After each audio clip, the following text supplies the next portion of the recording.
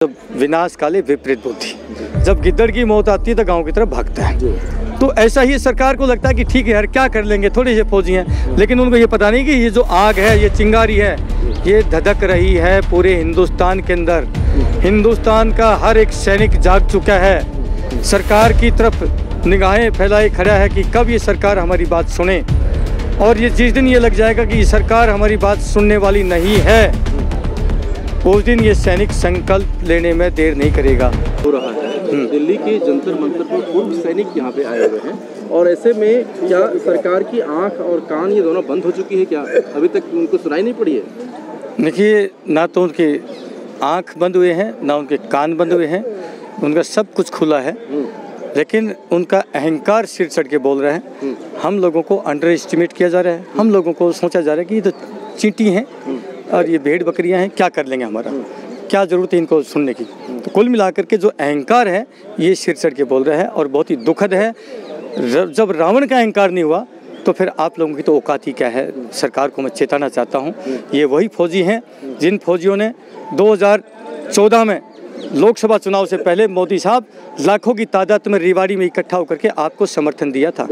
ये वही सैनिक हैं, और आप भी मन की बात में तारीफें तो बहुत करते हैं सैनिकों की, बातें तो बहुत मक्खन लगा करके कर रहे हैं आप, लेकिन कहीं न कहीं ग्राउंड में हकीकत में जो आपका जो बातें हैं वो प्रैक्टिकली में नहीं दिखाई दे रही। सैनिकों के साथ में अनदेखी हुई है, तभी जाकर के पूरा देश का सैनिक आज बिलबिला रहा है। आज यहाँ पर पिछले 2 महीने से 61 दिन से यहाँ पर बैठे हैं हम लोग, और अपनी आवाज़ ही कर उठा रहे। हमें कोई पॉलिटिक्स तो करनी नहीं है, हमें तो आप अपना हक दे दीजिए, सदैव हम आपके गुणगान करेंगे, पूरे देश में सैल्यूट मारते घूमेंगे मोदी साहब को, लेकिन आपने काम तो करना नहीं है। और उल्टा सीधा कि हाँ ये तो कांग्रेसी फौजी हैं और ये फलाने फौजी। अरे फौजी कभी किसी के हुए हैं क्या? फौजी देश का होता है, ना किसी जाति का होता है, ना किसी धर्म का होता है, ना किसी पॉलिटिकल पार्टी का होता है। फौजी होता है देश का।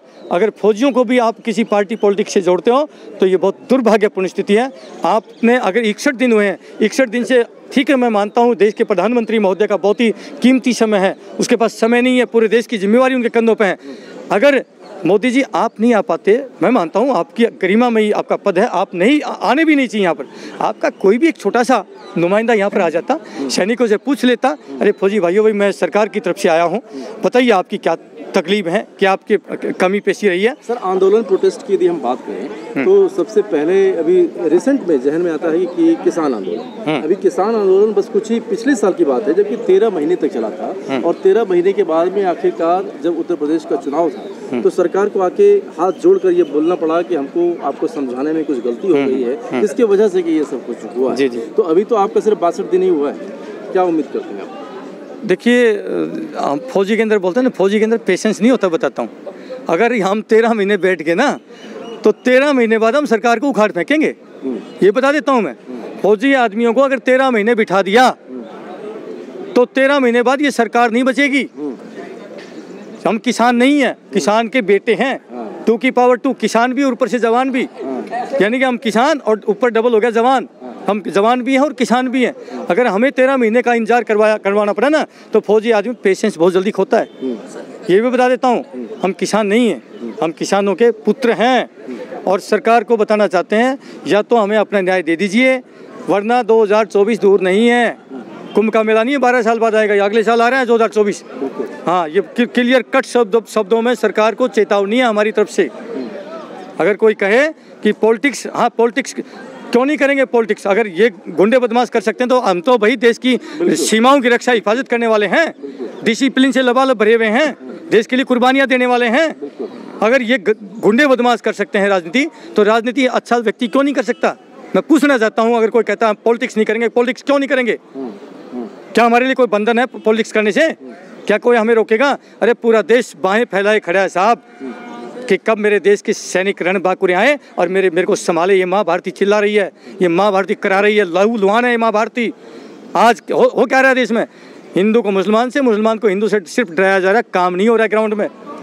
हमारा मुंह मत ना खुलवाएं सरकार। यदि हम 1 रैंक 1 पेंशन की बात करें तो जिस तरह से 1 रैंक 1 पेंशन 1 और 2 में बहुत सारी विसंगतियां देखने को मिली, और साथ ही साथ पूर्व सैनिकों ने एक ही बात कहा कि ये हमारे अधिकारी वर्ग के लोगों ने कहीं ना कहीं अनदेखा किया है। और लेकिन हमारा ये प्रश्न है आपसे कि क्या अधिकारी बिना सरकार के इशारों पर या बिना सरकार को बताए कुछ ऐसा कर सकता है क्या?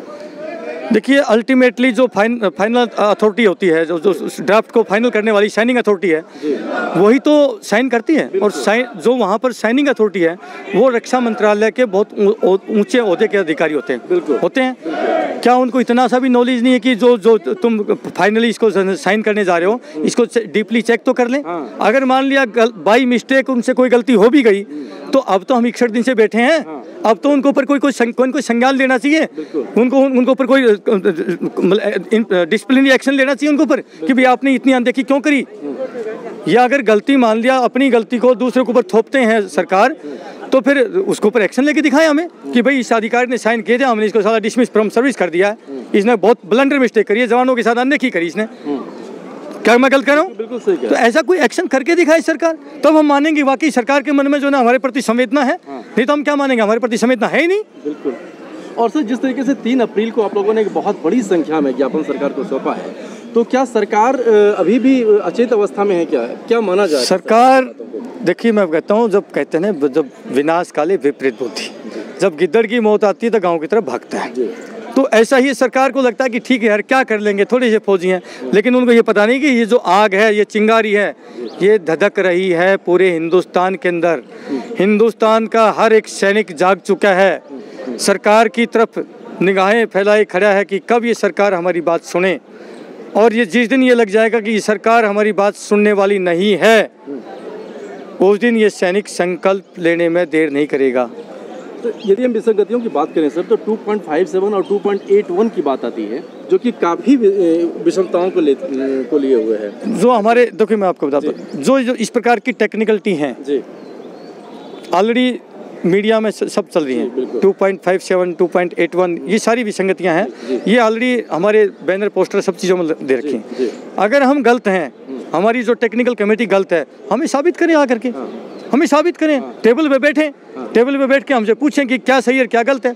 ये आज से नहीं, 6 पे कमीशन से ही सैनिकों को पहले से डाउन करते हमारी बहुत सारी पहले से ही इन्होंने हमारी पे एंड अलाउंसेस में कमी करते चले गए। सर, एक बहुत ही महत्वपूर्ण सवाल ये है कि जिस तरीके से आप लोग रिटायर्ड होने के बाद में, आज इतने सालों के बाद में आपको जंतर मंतर पर आकर अपने बातों को कहने का सहारा लेना पड़ रहा है, ऐसे में जो जवान हमारे बॉर्डर पे हैं, जो वो सिक्योरिटी दे रहे हैं भारत माता की, क्या उनके ऊपर जब ये मैसेज वो लोग देखते होंगे, ये वीडियोस देख रहे होंगे, तो उनके ऊपर क्या प्रभाव पड़ता होगा? क्या उनकी गरिमा को आपने एक सवाल किया कि उनके ऊपर क्या इफेक्ट पड़ेगा। बिल्कुल इफेक्ट पड़ता है, लेकिन मैं आपके चैनल के माध्यम से इतना कहना चाहूँगा उन अपने छोटे भाइयों से जो कि ड्यूटी में तैनात हैं कि प्यारे छोटे भाइयों, कि हम आपके भाई हैं, आपकी भी लड़ाई और हमारी भी लड़ाई हम लड़ रहे हैं यहाँ पर। आप अपने बड़े भाइयों पर विश्वास करें, इस देश की सुरक्षा उतनी ही ज़रूरी है जितने हमारे पे एंड अलाउंसेज बाद में है, पहले देश की सुरक्षा है। सुरक्षा से कोई समझौता हम नहीं कर सकते। तो आपसे मैं इतनी ही अपील करूंगा छोटे भाइयों से जो नौकरी में हैं, आप डटे रहें, आपकी लड़ाई हम ज़रूर जीतेंगे। और साथ ही साथ इतना और आपके चैनल के माध्यम से इतना कहना चाहूँगा कि देखिए, जो ड्यूटी पे खड़ा है, फ्रंट लाइन पर जो खड़ा है वो सोल्जर खड़ा है, जो हमारा अधिकारी है वो पीछे कहीं न कहीं ऑफिस में बैठा होगा, वहीं से आदेश पारित करता है। यानी कि फ्रंट लाइन पे गोली के सामने खड़ा होता है एक जवान, उसको ज़्यादा खतरा है या जो ऑफिसर जो हमारे ऑफिस में बैठ करके ऑर्डर पारित करता है उसको ज़्यादा खतरा? आप बताइए मेरे को। बिल्कुल, जवानों को है। तो एक मिलिट्री स्पेशल पे है जो कि रिस्क बनता है, तो वो आप बताइए कि जवानों को रिस्क तो ज़्यादा जवान को है और रिस्क अलाउंस ज़्यादा ले रहा है हमारा देश का आर्मी का अधिकारी। क्या गलत करूं? अरे तुम ठीक है, मानता हूं कि भाई जवान है, तुम उसको ज़्यादा नहीं दे सकते, तो कम से कम उससे कम तो मत दो, कम से कम उसको बराबर ही दे दो। हम, हमारा आर्मी का अधिकारी है, पढ़ लिख करके आर्मी का कमीशन लेके गया है, हम उसका सम्मान करते हैं, उनकी गरिमा है, उनका बेसिक पे एंड अलाउंसेस जो पे वगैरह है, उनकी बेसिक पे है, वो उनकी आप बताइए, उनकी बेसिक पे में डिफरेंस। हम कभी बेसिक पे के लिए कभी नहीं लड़े, अलाउंसेस है जो है वो सब बराबर होने चाहिए। ये 30 तारीख को जो एक कॉल कर रहे हैं आप लोग, 30 अप्रैल को, उसमें क्या कुछ ऐसा मैसेज देना चाहेंगे जो दूर दराज के लोग हैं, वो किस तरीके से इस? बिल्कुल, मैं पूरे पूर्व सैनिक भाइयों से हाथ जोड़ के अपील करता हूँ कि प्यारे फौजी भाइयों, आप लोगों ने ये साबित कर दिया कि आप अभी जागृत हैं और जिंदा हैं, और जिंदा व्यक्ति कभी भी आपको साबित करता है कि हम जिंदा। भाई, आप लोगों ने साबित कर दिया 3 तारीख को, अब दोबारा से 30 तारीख को यहाँ सेंट्रल कमेटी ने, जो हमारी सबका सैनिक संघर्ष कमेटी है, कपिल भाई ने जो है ऐलान किया है, और हम कपिल की जो भी आवाज़ है उसके साथ अपनी आवाज़ बुलंद करते हैं 30 तारीख को पूरी ताकत के साथ पूरे अपने जितने भी सांसद महोदय हैं, अपने अपने क्षेत्र के सांसद महोदय के पास जो ज्ञापन की कॉपी आप ज़रूर सौंपना और उनको बता देना, इत्तला दे देना, भैया सांसद महोदय या तो हमारी बात को पहुंचा दीजिए, हमें न्याय दिला दीजिए, वरना 2024 में हमारे क्षेत्र में वोट मांगने मत आना। सीधी सी बात। तो सर 2024 का इलेक्शन बहुत ही नज़दीक है और ऐसे में क्या ये उम्मीद बताया जा सकता है कि जिस तरीके से किसान आंदोलन को सरकार ने बताया कि वैसा ही यदि आश्वासन पूर्व सैनिकों को सिर्फ मिलता है और फिर ये इलेक्शन ख़त्म हो जाती है और फिर स्थिति ऐसी बनी रहेगी, तो इस पर क्या कुछ कहना चाहेंगे आप? क्या आपको हम बच्चे लग रहे हैं क्या? पूरे घाट घाट का पानी पिया हम लोगों ने, क्या हमें कोई मूर्ख बना सकता है? कोई कुछ भी कहे, फौजी हैं और फौजी जितना क्लेवर होता है, जितना उसके अंदर बुद्धि होती है, मैं नहीं मानता कि हमसे ज़्यादा बुद्धि रखने वाला कोई व्यक्ति होगा। हम मूर्ख बनने वालों में से नहीं है। हमें आश्वासन, झूठा आश्वासन नहीं पसंद है। किसानों ने आश्वासन ले लिया होगा, हम उस झूठे आश्वासन को कभी भी मंजूर नहीं करेंगे। हमें अपना हक चाहिए। सर बहुत सारे फ़ोन कॉल्स आते हैं और वो कहते हैं कि जो वहाँ पे जवान बैठे हुए हैं उनको एक्चुअली टेक्निकल नॉलेज नहीं है, क्योंकि जो अधिकारी वर्ग के लोग होते हैं वो हमेशा अपने जवानों का ख्याल करते हैं और वो हम लोगों ने हमेशा उनका ख्याल किया है। हमारे जिम्मेदारी के साथ वो कह रहे हैं, मैं पंजाब से बोल रहा हूँ और उनको समझाइए, उनको हमारे सुनिए भाई जी, हमारे पत्रकार महोदय सुनिए, हमारे अंदर ऐसे ऐसे हाईली क्वालिफाइड हमारे एडवोकेट हैं जो बड़े बड़े आर्मी के बड़े बड़े कर्नल जनरल तक को भी टक्कर देने के लिए तैयार है और चुनौती भी देते हैं, बाकायदा मंच से बोलते हैं। तो मैं तो कहता हूँ साहब, आप आए ना, मुकाबला हो जाए। क्या आप हमें गलत साबित कर दें? हम यहीं से उठ जाएंगे उस दिन। जो अपने आप को बोलता है कि ये गलत बैठे हैं, इनको टेक्निकल नॉलेज नहीं है, वो आए यहाँ पर। मैं चुनौती देता हूँ, सूबेदार वीर सिंह चौहान मेरा नाम है। आए, हम चुनौती देते हैं, टेबल पर बैठे हैं, आप हमें गलत साबित कर देना, हम उसी दिन धरना उठा लेंगे। क्या बात करें? तो सर ऐसे में क्या समझा जाए कि 2024 में क्या यदि बात आपकी नहीं मानी? देखिए मैं फिर कह रहा हूँ, तो क्या 2024 वोट की चोट होगी क्या? मैं जी वो ये इलेक्शन देखिए साहब, मैं फिर कहता हूँ, जब तक कि रावण की नाभि में तीर नहीं लगता तो रावण मरता क्या? बताइए। नहीं मरता ना। सरकार को जब तक उसकी कुर्सी का खतरा नहीं बनेगा कि तेरे लिए खतरा बन जाएंगे 2024 में, तब तक सरकार क्यों प्रेशर मानेगी? तो हमें प्रेशर तो डालना ही पड़ेगा, कोई शक नहीं है। और हमारा वोट बैंक है, 28 लाख देश के सैनिक हैं और 28 लाख सैनिकों के परिवार हैं, उनके रिश्तेदार हैं, फिर उनके यार दोस्त हैं। बहुत बड़ा इफेक्ट डाल सकते हैं हम, इसमें कोई शक नहीं है। हम अपील करते हैं, हमारा कोई सरकार के साथ वो नहीं है, दुश्मनी नहीं है, हम सरकार को कोई नुकसान करना नहीं चाहते, लेकिन सरकार भी हमारा नुकसान ना करे, हमारी बात को सुने। 61 दिन से बैठे हैं धूप में, यहाँ आए, हमारी बात सुने, हम उसके बाद में यहाँ धन्यवाद करेंगे सरकार को, सदैव हम गुणगान करेंगे।